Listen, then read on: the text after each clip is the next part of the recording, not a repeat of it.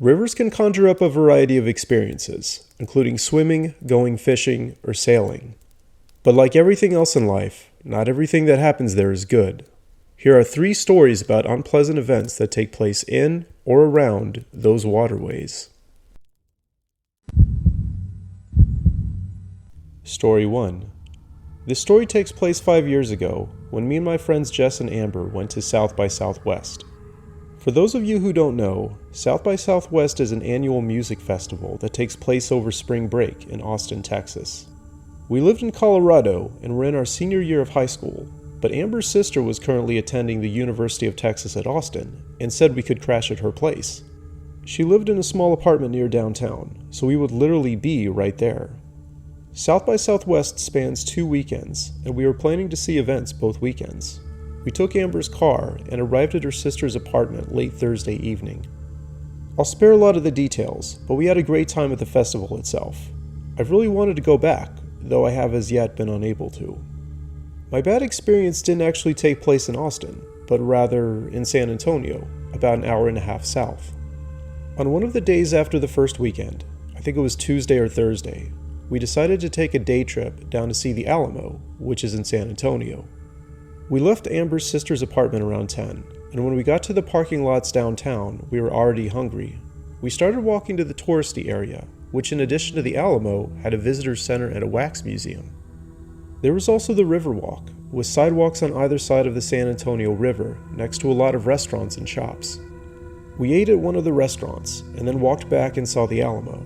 After that, we decided to take one of the Riverwalk boat tours, which we had seen when we were sitting down eating. On this particular day, it was rather busy, and there was already a long line to buy tickets. After getting the tickets, Amber said she really had to use the bathroom. Jess walked with her back to one of the public restrooms, while I kept our place in line. Unfortunately, at that moment, one of the boats pulled up, and after the current passengers got off, they started letting us on. I didn't know what to do, so I just got on the boat with them, hoping that Jess and Amber would make it back in time. Unfortunately, they did not, and while I was debating whether or not I should get off the boat, they undocked it and we started floating through the river. I was having a good time riding on the boat.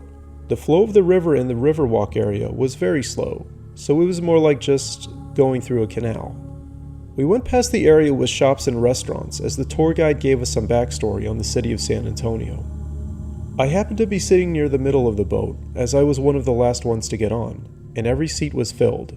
I didn't really mind that until the man sitting next to me pulled out his phone. He then put it on a selfie stick, so I figured he was just going to take a selfie, but then when he started talking, I realized he was recording a video.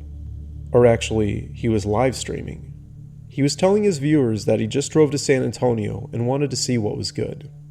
The man then joked around a little and described what he was seeing on the boat. He leaned and turned a bit as he did so, presumably so his viewers could see what he saw. I immediately found it obnoxious, especially since I couldn't get up and move away from him. But if I only knew what was coming next. About a minute after he started streaming, he started to make comments about the fact that I was sitting next to him. Now, I don't want to be narcissistic, but I consider myself an attractive young woman, so I'd gotten some of that kind of attention before. I didn't appreciate it then, and I absolutely didn't appreciate it now. At first I didn't respond and looked away, but eventually I summed up the courage to turn to face him and tell him, as politely as I could, that I didn't want to hear that conversation. The fact that he was streaming to who knows what kind of audience made this much more intimidating. When I turned, I was able to get a decent look at him. The man appeared to be in his mid-30s, and he was wearing a ball cap, t-shirt, shorts, and sneakers. He was surprisingly clean-shaven, but his hair was rather long. He was somewhat overweight. After this whole incident, I researched on the internet a bit, and his mannerisms were pretty much characteristic of other streamers who walk around outside like that. After I told him I didn't care for the conversation, I expected him to say something to me. But he didn't. He didn't even acknowledge that I just said anything. Instead, he made some kind of facial gesture at his phone and kept talking. A moment later, he made another comment about my appearance without even looking in my direction. I started to get very upset and was about to say something more assertive when luckily an older man sitting in front of us turned around and told the guy to put his phone away. To no one's surprise, everyone around us started to get annoyed. The man sitting next to me started joking around again and pretended to act scared. but I think he probably was scared, because he put his phone away quickly after that. The ride lasted for another 20 minutes or so, but at that point it was hard to enjoy myself. After having put his phone away, the man stayed silent and mostly looked forward. It was like he was just a regular person for the remainder of the boat ride. When we eventually pulled back onto the same spot we left from, Jess and Amber were waiting with the next group of people. They started waving to me and joking about how I left without them. But when I didn't respond the way I normally do, they immediately realized something was wrong. After the man got up from his seat and left, I waited until almost everyone else was gone. When I stepped onto the little dock, I motioned for Jess and Amber to follow me, and we walked over to this little alcove nearby. I explained what had happened, and Jess and Amber were just as creeped out and pissed off as I was. Jess actually suggested that we find the guy and tell him what he did wasn't okay, but I really didn't want to. It was already like 3 in the afternoon, and we had planned to see 1 or 2 more things before driving back. We eventually decided to see the art museum, and I started to enjoy myself again. Finally, we were walking back to our car, sometime around 4:30, and Jess and Amber were discussing whether we should eat at a restaurant before driving back, or just get on the road. That's when I saw him. The man was apparently wandering around the parking lots, just messing with strangers and acting like an idiot. I mentioned to Jess and Amber that we should try to head back another way, but it was already too late. He'd spotted us, and started walking quickly in our direction. He stopped when he was about 5 feet away, and turned around so that his phone was pointed at him and ourselves. Jess immediately told him to turn it off, and he apparently ignored her. He jokingly told his viewers that he had just been picked up by 3 lovely ladies, and we were all about to go back to a motel. Jess was about to say something else when the man actually backed up so that he was directly next to us, reached out his arm, and placed his hand on Jess's shoulder. That was it. Jess shoved her elbow into the man's side and then knocked the selfie stick out of his hand. The stick and phone fell onto the parking lot as the man hunched over. Jess started yelling at him to get his sorry ass out of our faces, and without even looking in our direction, the man bent down, picked up his phone, and ran away. Like, he didn't even say anything to us, or look back in our direction. He just ran completely away. We didn't chase after him. Instead, we just got back into Amber's car and drove back to her sister's apartment. We didn't talk much for the first part of the ride, but eventually we started joking about what happened. I don't think we were completely over it, but talking helped. The second weekend of South by Southwest and the rest of the trip went great, so overall it was a pretty positive experience. I was extremely grateful for Jess sticking up for us, and I like to imagine that coward was terrified that one of the girls he picked on finally stood up to him. I hadn't had the pleasure of being around these kinds of people before, and I thankfully haven't come across one of them again. If anyone like that happens to be reading this story, I just want them to know that being inappropriate and recording strangers like that is not okay. Focus on getting your own life together, and don't ruin someone else's.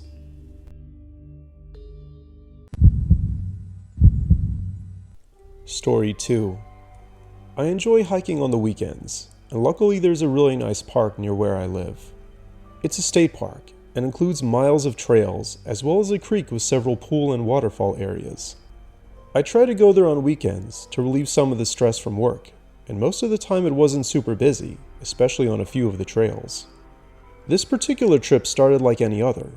I woke up around 9, got dressed and got my gear, and then arrived around 10. The weather outside was perfect for hiking, sunny, but with a cool breeze. I decided to walk along my usual route, which included a section that ran along the creek. After parking my car in one of the nearby parking lots, I got out and put on my backpack, hat, sunscreen, and bug spray. My backpack had water, the lunch I packed, as well as a few snacks. The creek was basically right there, and when I got to the trailhead, I just stood there for a moment, taking in the view. After that, I began hiking the trail.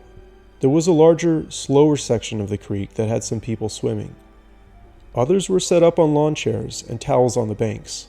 There weren't many other people hiking the trail, which I enjoyed, as I like being alone and just taking in the natural beauty. I'd say about 15 minutes in, something caught my eye in the distance.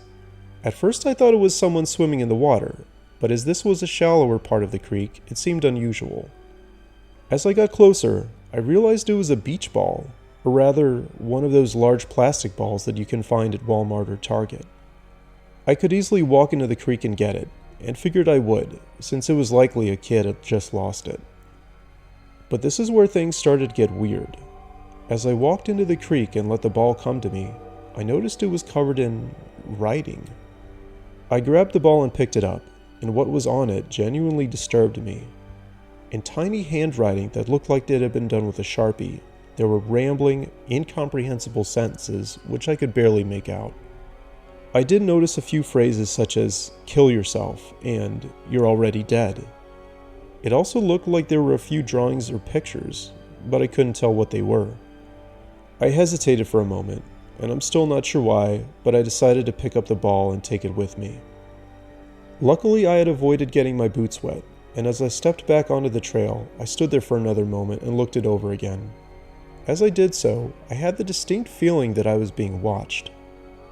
It occurred to me that this may have all been a prank, like maybe for YouTube, and I did a 360 to look for anyone hiding behind a rock or tree. I didn't see anyone. I also scanned the other bank of the creek, which was in a woodsy area as well. I didn't see anyone there either, and to the best of my knowledge, there wasn't a trail there. I hiked another 5 minutes up the trail I was on, and came to another little pool area with a few people swimming in it. There weren't any kids there.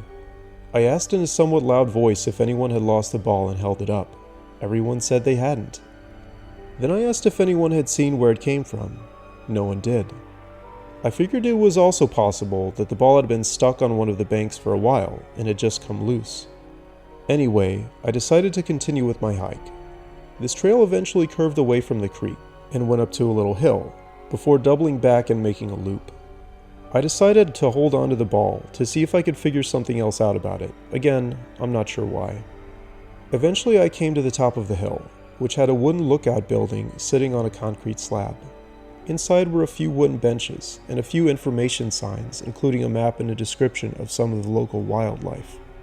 I decided to rest there for a while, and took out my lunch, which was composed of 2 peanut butter and jelly sandwiches, an apple, a fruit roll-up kind of thing, and a granola bar. As I started eating, another man walked up and took a seat on the bench opposite me. He didn't say a word, and eventually I picked up on the fact that his mannerisms were odd. For one thing, he wasn't leaning back on the side of the building. Rather, he was just sitting up straight. He also made periodic movements of his neck and upper arms, which seemed involuntary. After a minute or two, he started mumbling. I'd been mostly looking down or out the windows while eating my lunch, but the next time I looked up, I almost choked. It seemed like his eyes were locked on me. I studied his face, and he seemed to be young to middle-aged. It looked like he hadn't shaved in a few days, and his hair was on the longer side, but looked relatively clean. He wore dark sunglasses, a plain blue t-shirt, cargo pants, and hiking boots. I considered my options and settled on breaking the silence by saying, "It's a nice day, isn't it?" The man grunted, and I interpreted that as him agreeing with me.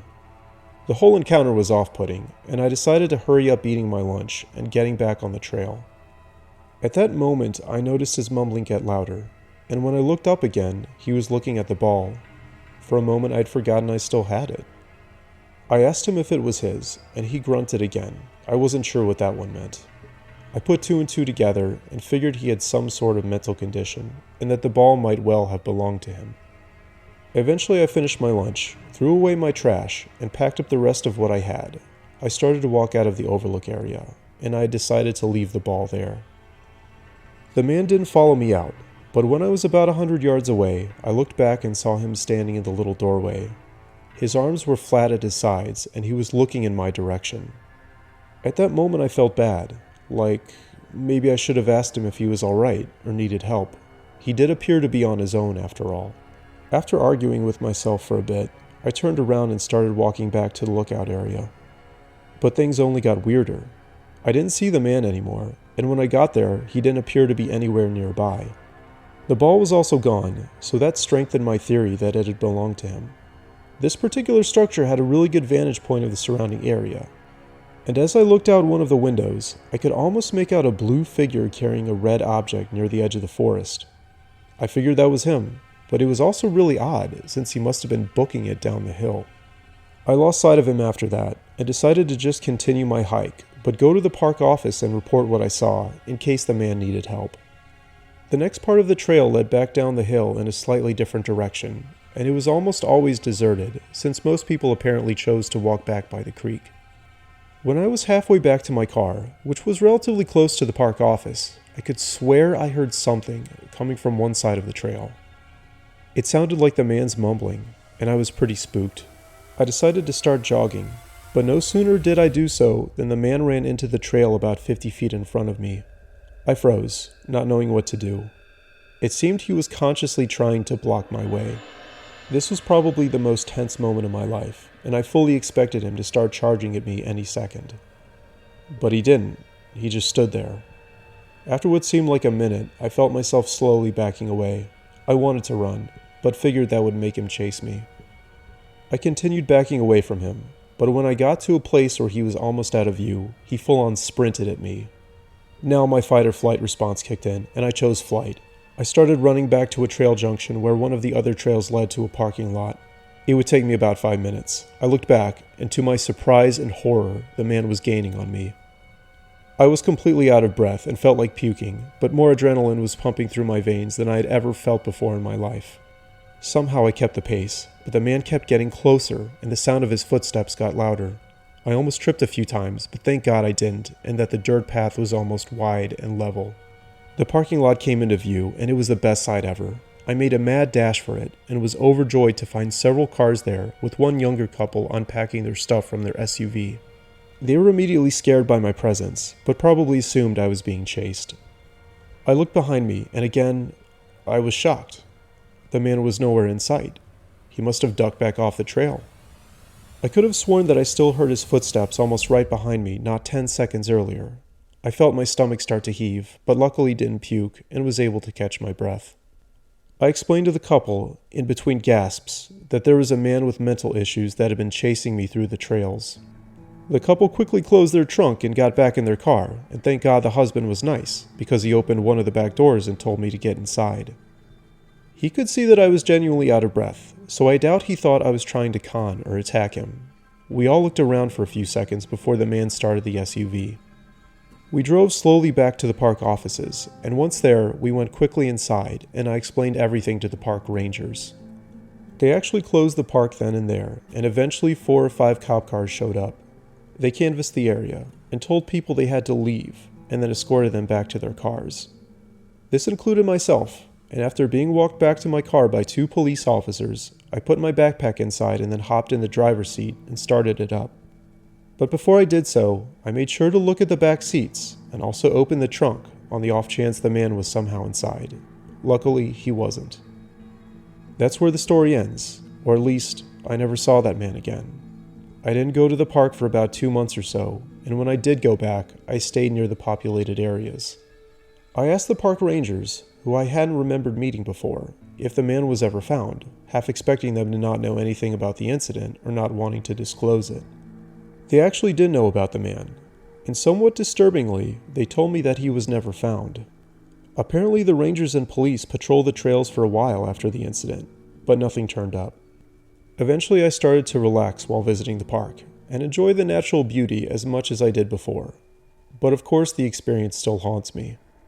It also left me with lots of questions, such as who that man was, what his condition was, and why he chose to come after me. I'm also still curious as to how he was able to run so quickly. Maybe he was on something that made him move faster, I don't know. I just hope he ended up receiving the treatment he needed. Even though I consider it highly unlikely I'll ever meet him again, hiking the trails always reminds me of that experience, and I always half expect to see the big red ball floating towards me in the creek.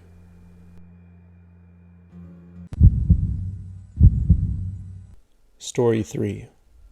One summer, I worked for a small company that offered rides to people looking to go tubing on a river.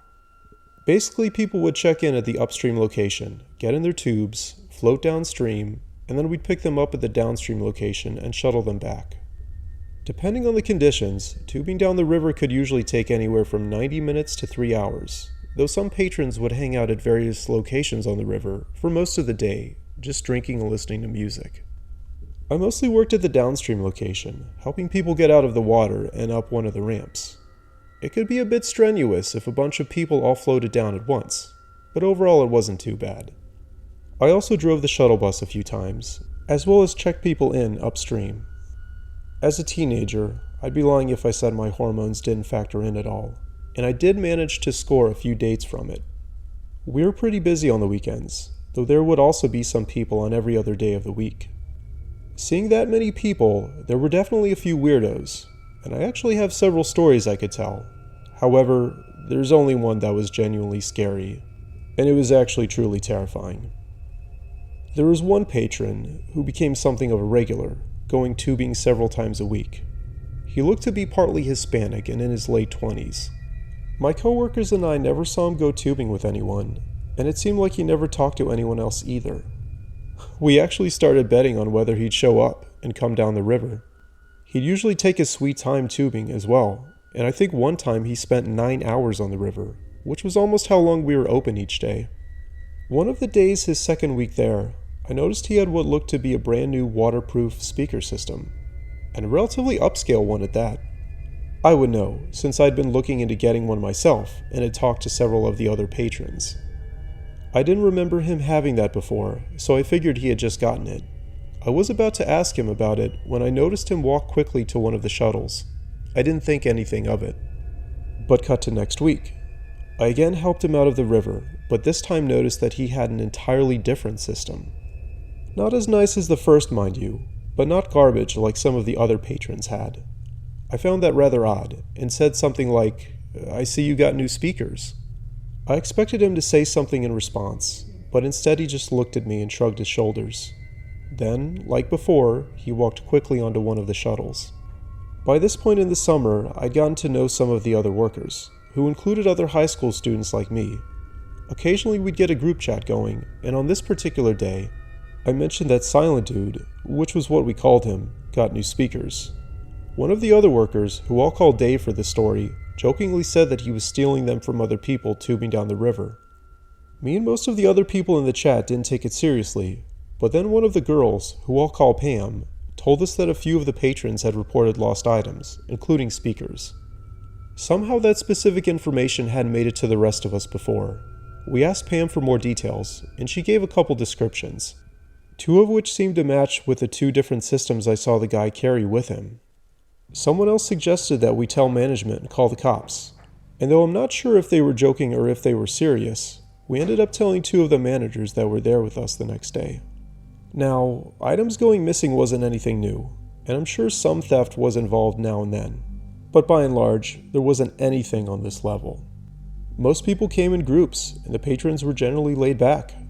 However, at that point, management alerted the police, and they had an officer show up at the downstream location. We also received orders to remind patrons that we weren't responsible for lost or stolen items. After that, it turned into a waiting game for a while, but then a few days later, Silent Dude showed up again. However, nothing could prepare us for what was about to go down.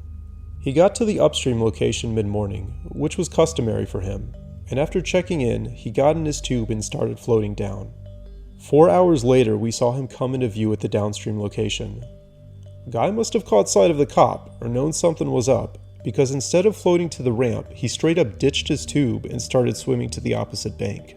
We honestly weren't prepared for that scenario, and after a moment of hesitation, one of the workers dove in after him. He must have been new, because I didn't recognize him. The cop called for backup as Silent Dude easily swam to the opposite bank, and then took off running. The other workers apparently gave up soon after diving in, and the other patrons were a bit freaked out, and had gotten out of the way. On the other side was a wooded area that was part of a preserve, I think, and I don't think the cops ever caught him. Now you might be thinking that's all there is to the story, but actually it's not. About a week later, the manager started calling us frantically, telling us that someone was threatening patrons with a gun somewhere on the river. Apparently the patrons had started calling 911, and soon cops were showing up. Unfortunately, by the time they got to that location, he was completely gone. Even so, the tubing was shut down, and patrons were ordered to head to the downstream area immediately. Cops were stationed at various areas along the river, and I think some even started tubing down the rivers with the patrons. It was quite the scene. Later in the evening, the cops did one final sweep of the area, but the guy was nowhere to be found. But just when me and another worker were about to drive the last shuttles back, with cops on board, We looked across to the other bank, and I kid you not, we saw that guy holding what looked to be a handgun pointed right at us. We froze, and though it's cliche, my life really started to flash before my eyes. It felt like that went on for about a minute, but I'm pretty sure it was more like 10 seconds. Suddenly, the guy ran off, this time for good. We told the cops seconds later, and they radioed to whoever was on the other side of the river, but again, I don't think he was ever found. That story is particularly crazy for several reasons. First, the cops tried and failed to track the guy. Apparently, he never took a car or anything like an Uber to our upstream location. Rather, he just showed up by walking over. There were some restaurants and shops nearby, but no one had either seen him or a suspicious vehicle. The name he gave, which I won't say in case that matches someone else's name, was obviously fake. The tubing actually closed down for the summer, and I didn't come back the next summer. From what I heard, it opened back up, but with a lot tighter security. It still gives me chills thinking back to that one final encounter, and how everything in the preceding weeks just built up to it.